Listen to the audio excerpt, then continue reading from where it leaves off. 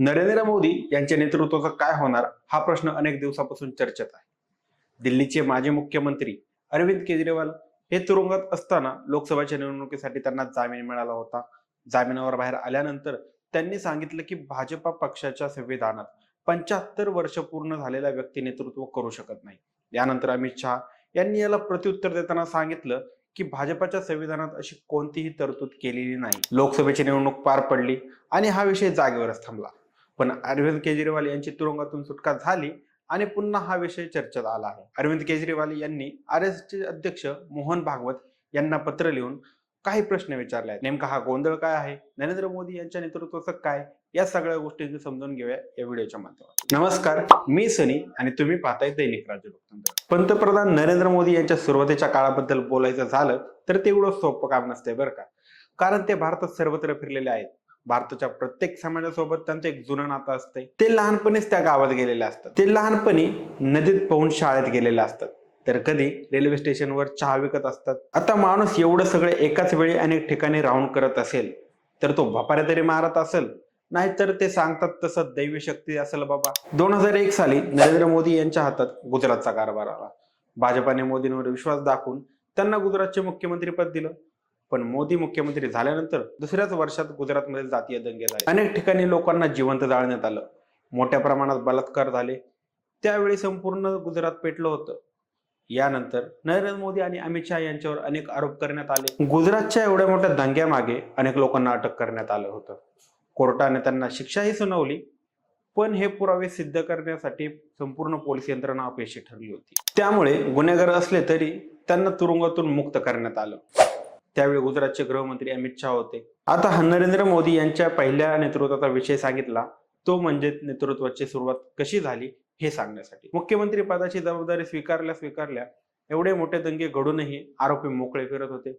असं होतं नरेंद्र मोदींचं पहिलं नेतृत्व. नंतर भाजपाने 2014 सालच्या निवडणुकीत मोदींचा चेहरा देशभर दाखवून सत्ता स्थापन केली. एवढ्या मोठ्या पदावर पोहोचल्यानंतर सत्ता टिकवण्यासाठी नरेंद्र मोदी सदैव तत्पर राहिले.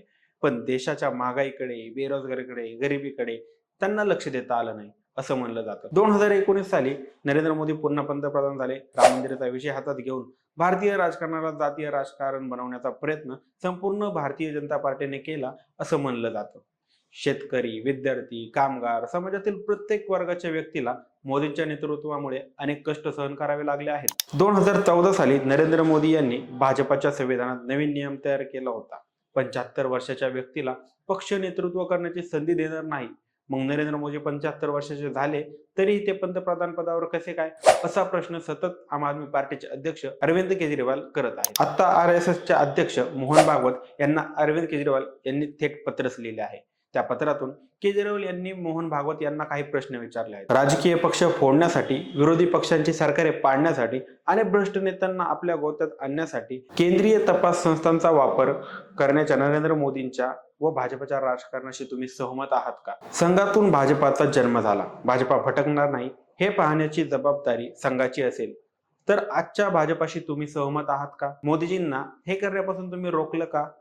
संघाने अशी भाजपाची कल्पना केली होती. हे सगळे बघून तुम्हाला वेदना होत नाहीत का? लोकसभा निवडणुकीदरम्यान जे.पी. नड्डा म्हणाले होते की आता भाजपाला आरएसएसची गरज नाही.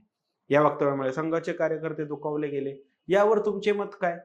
भाजप नेत्यांना वयाच्या 75व्या वर्षी निवृत्त करण्यासाठी एक कायदा करण्यात आला. भाजप नेत्यांना वयाच्या 75व्या वर्षी निवृत्त करण्यासाठी एक कायदा करण्यात आला, ज्या अंतर्गत अडवाणी आणि मुरली मनोहर जोशी यांच्यासारख्या नेत्यांना निवृत्त केलं गेलं.